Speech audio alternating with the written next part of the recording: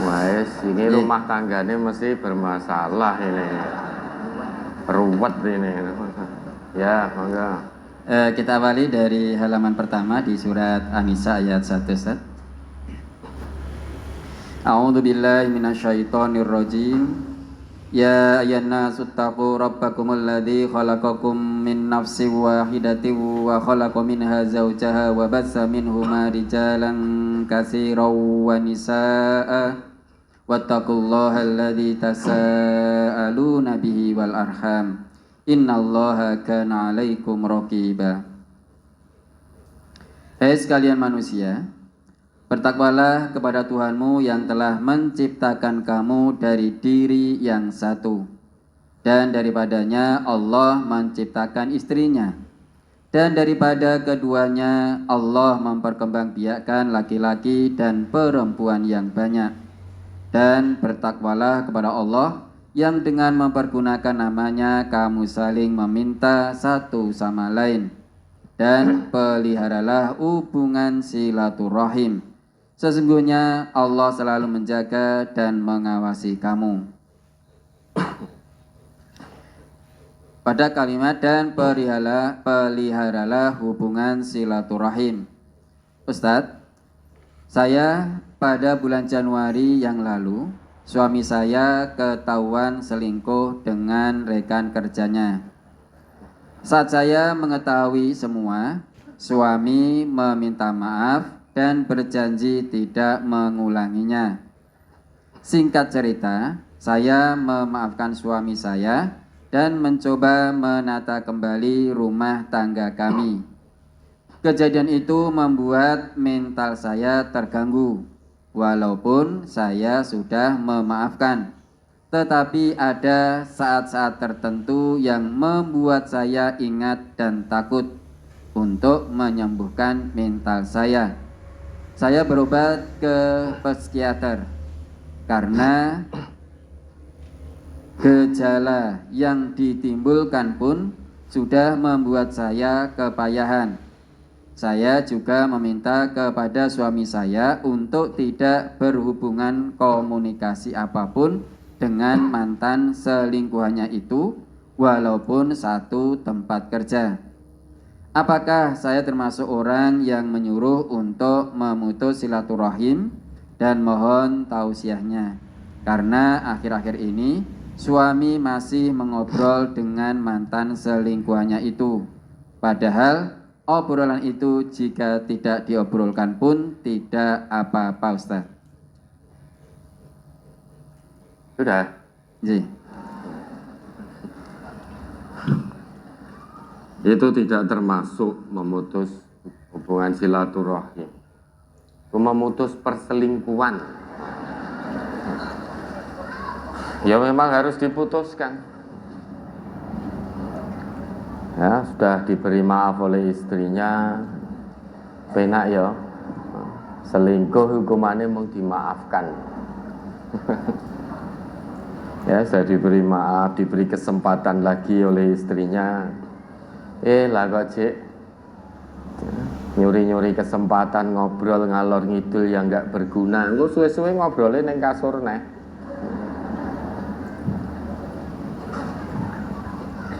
Ini para suami, apa nggak kasihan toh?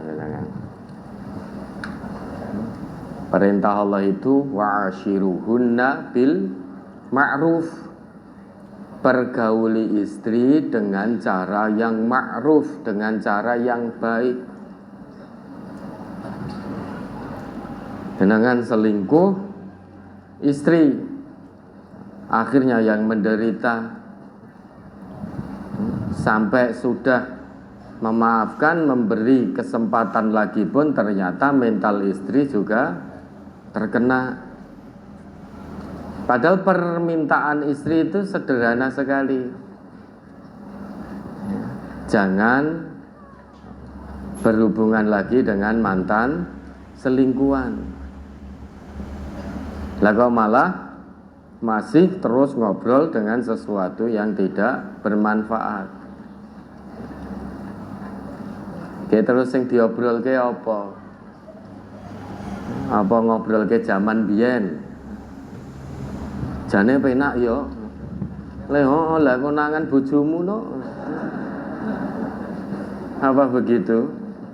Lah piye ben ra konangan? Ya kalau memang suaminya terus seperti itu berhubungan dengan yang tidak halal, itu suami yang tidak thayyib, sudah diberi kesempatan ojo ngeyel. Wong punya pintu halal kok ngakune wong Islam, lah kok milih pintu haram ini? Kenapa? Dan ingat ayat ini ya. Ya ayuhan nasu taqu rabbakumul ladzi khalaqakum min nafsin wahidah wa ja'ala minha zaujaha. Wahai manusia. Lah ini suamimu ini, suami ibu ini masih menungso apa ora kan itu. Ini kan diseru oleh Allah, wahai segenap manusia. Sebetulnya kalau dia masih merasa manusia, dia akan mengusahakan takwa kepada Allah. Dia tidak mungkin selingkuh. Dia sangat takut betul jika dia melakukan perselingkuhan, perzinaan. Itu kalau hukum Islam berlaku di negeri kita, itu sudah dirajam suaminya. Namun hukum Islam tidak berlaku di negeri ini, maka ajal yang masih Allah berikan harusnya disikapi dengan baik untuk tobat nasuha kepada Allah. Pengampunan dosa selingkuh bukan pemaafan dari istri terus diampuni dosa selingkuh, itu bukan. Sekalipun istri sudah memaafkan, namun jika suaminya tidak tobat nasuha kepada Allah, ya tetap dosa besar itu. Di hadapan Allah seret cemplung ke neraka kalau dia tidak bertobat. Tidak bisa dia di hadapan Allah, ya Allah istriku sudah memaafkanku ya Allah. Sekalipun istri sudah memaafkan namun tidak mau bertobat, dalam bahaya besar itu, dalam masalah besar kalau tidak bertobat. Dan tobatnya pun tobat nasuha, semua yang menyebabkan dia selingkuh termasuk berhubungan dengan mantan selingkuhannya tadi, putus sudah. Itu hubungan tidak baik berarti. Saking akrabnya sampai terjadi perselingkuhan. Wis ngerti wong wedok iki dhisik selingkuh dengan dirinya, dimulai dari obrolan lah kok ijik ngeyel. Ya bisa jadi sudah tidak merasa manusia, sehingga hatinya ini wis ora krasa dengan seruan Allah ini. Padahal perintah Allah, ittaqu, bertakwalah kalian. Kepada siapa? Rabbakumul ladzi khalaqakum min nafsin wahidah. Pada Rabbmu yang telah menjadikan kalian dari diri yang satu, yaitu Nabi Adam. Wa khalaqa minha zaujaha. Dan darinya atau dari jenisnya Allah ciptakan pasangan hidupnya, yaitu Hawa. Ada yang menafsirkan Hawa itu diciptakan oleh Allah dari tulang rusuk Adam, berdasarkan hadis Nabi itu, innal mar'a khuliqat min dhila'. Sesungguhnya wanita itu tercipta dari tulang rusuk. Ada yang memahami secara letterlek dari tulang rusuk Adam. Namun ada yang memahami itu sebagai kiasan. Tulang rusuk itu kan kalau dalam anatomi tubuh ini dia melindungi semua organ dalam yang ada dalam tubuh. Itu dilindungi oleh tulang rusuk. Maka para istri ini harusnya mendapatkan perlindungan, pengayoman dari suaminya. ibarat tulang rusuk melindungi seluruh organ tubuh manusia. Organ dalam manusia itu kan dilindungi oleh tulang rusuk. Nah, makna kiasannya seperti itu. Wa ashiruhunna bil ma'ruf, itu harusnya para suami itu menjaga, mencintai, menyayangi, melindungi istrinya. Istri yang mana? Istri yang sah, yang halal, bukan istri orang. Dan ayat itu berlanjut, wa batsa minhuma rijalan katsiran wa nisaa. Sekarang rahim siapa yang punya rahim? Suami itu punya rahim apa enggak? Jenengan titip keturunan, Allah titipkan keturunan jenengan, itu di rahimnya siapa? Rahim istri. Istri jenengan yang halal, bukan istrinya orang. Kok hatinya enggak tersentuh melihat para istri ketika mengandung wahnan ala wahnin, mengandung keturunan jenengan, itu lemah bertambah lemah. Saat hari melahirkan tiba, perang Sabil itu toh nyawa. Banyak istri yang proses melahirkan sampai meninggal dunia. Suaminya paling nangis sedilu. Nanti kalau sudah selesai nikah lagi kan gitu.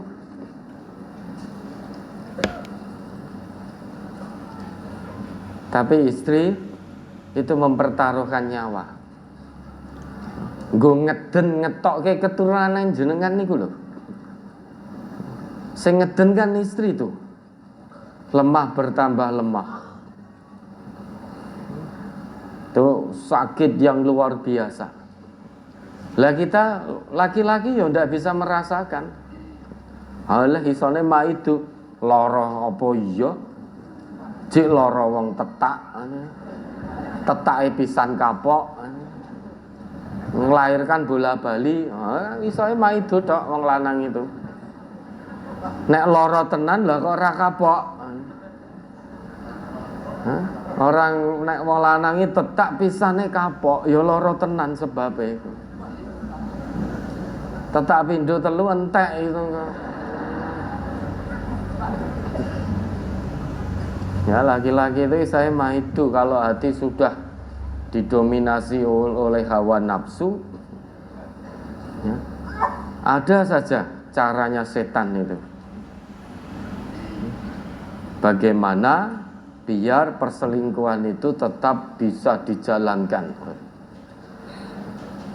Orang laki-laki kalau sudah selingkuh, nanti lama-lama dengan istri halalnya jadi pemarah. Nonton nono wis bosen. Ketahuilah Bapak ya, apa yang ada pada selingkuhan itu ada pada istri jenengan. Ora beda. Ada pada istri jenengan dan itu halal.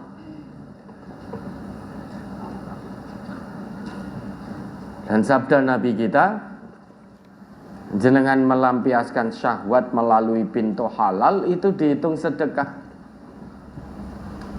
Ketika sahabat bertanya, "Ya Rasulullah, wahai Rasulullah,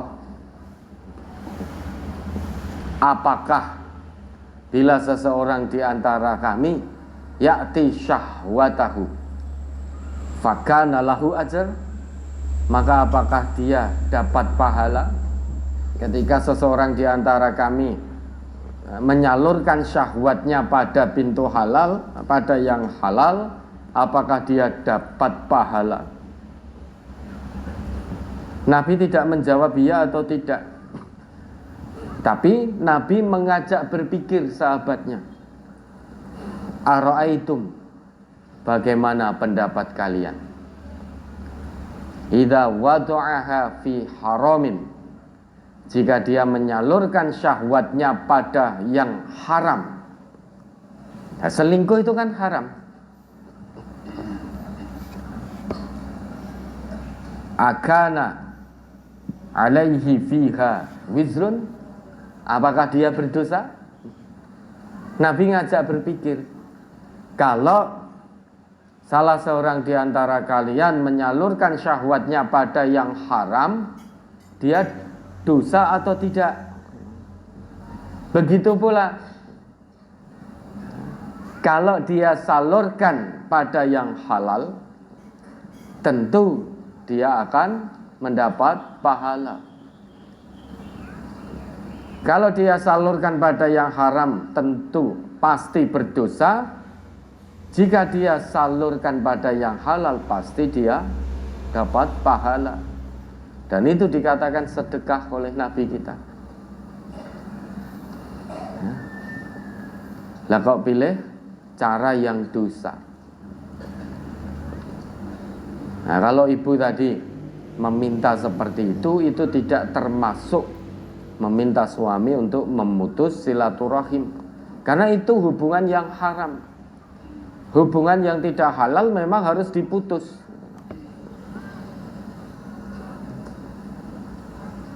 Justru suaminya ini yang kurang ajar. Suaminya ini kurang ajar, wong ranggenah, keranjingan, apa meneh, ya, keranjingan dan kawan-kawannya sudah diberi oleh Allah pintu halal yang insya Allah solihah, kok tidak bersyukur? Padahal kata Nabi, adunya mata, dunia ini isinya kesenangan semua. Kesenangannya qalil, sedikit. Kesenangannya ghurur, menipu. Wa khairu mata'id dunya al-mar'ah as-salihah. Sebaik-baik kesenangan dunia itu istri yang solihah. Lah kok malah cari yang tolihah?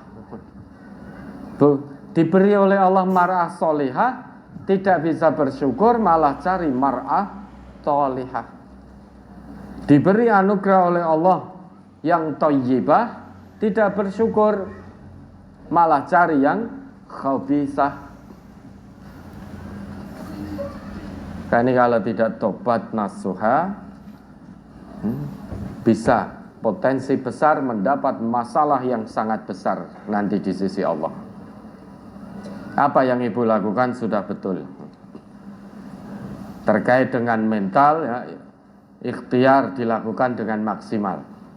Selain berobat, lebih mendekat pada Allah.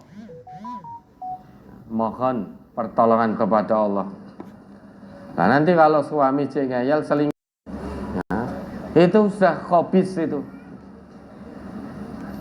Laki-laki yang khabis hanya untuk perempuan yang khabisah. Kata Allah begitu. Laki-laki yang thayyib hanya untuk perempuan yang thayyibah. Al-khabithatu lil khabithin. Perempuan yang khabithah, yang kotor, keji, hanya untuk laki-laki yang kotor dan keji pula. Wat thayyibat lit thayyibin. Perempuan yang baik-baik, suci, itu hanya untuk laki-laki yang baik-baik, yang suci, menjaga kemaluannya. Nah, nanti kalau selingkuh lagi sudah ijol ke, mbok sugih kaya ngapa? Ijol ke. Lah wong Allah saja diapusi bolak-balik, apalagi jenengan sebagai istri. Allah yang maha mengetahui saja berusaha ditipu terus oleh suami. Rumangsane iki nek selingkuh terus berduaan dengan selingkuhnya, terus Allah enggak tahu gitu toh. Allah itu maha mengetahui. Innallaha kana 'alaikum raqiba. Terus mengawasi gerak-gerik hambanya. Mau sendirian, mau berduaan, mau di tengah-tengah keramaian, Allah maha mengawasi. Allah yang maha mengawasi saja, yang punya aturan, yang punya surga dan neraka, yang menggenggam kehidupan kita itu saja berusaha ditipu terus. Allah saja tidak dinut, tidak ditaati. Apalagi dengan istri yang hanya punya 2 mata di kepala. Apalagi kowe nek wis lanjut usia ngono, 2 mata di kepala ini aduh ngono wis ra ketok. Nah, nanti kalau terus selingkuh lagi dah pilih Allah atau pilih suami yang khabis. Ya, kalau yang diminta oleh ibu itu tidak termasuk memutus silaturahim, itu memutus perselingkuhan. Ada lagi? Terus halaman 2 di Quran surat Al-Furqan ayat 54. Wa huwallazi khalaqa minal ma'i basharan faj'alahu nasaban wa sihra wa kana rabbuka qadira. Dan dia yang menciptakan manusia dari air, lalu dia jadikan manusia itu punya keturunan dan musyawarah, dan adalah Tuhanmu maha kuasa. Mohon dijelaskan apa yang dimaksud dengan musyawarah, Ustaz. Perkawinan, pernikahan. Jadi kita ini sebelum menikah ada kerabat yang dihasilkan dari hubungan nasab kelahiran. Ada saudara kandung, kemudian ada paman, ada kakek, ada pakde, bude, bule. Itu karena nasab. Tapi ada pula hubungan kekerabatan itu terjadi karena perkawinan, musyawarah, pernikahan. Sesudah kita menikah, maka keluarga istri itu menjadi kerabat kita. Keluarga kita menjadi kerabat istri. Kerabat loh ya. Jadi ada mertua, ada ipar. Tapi hati-hati, ipar ini alhambu al maut.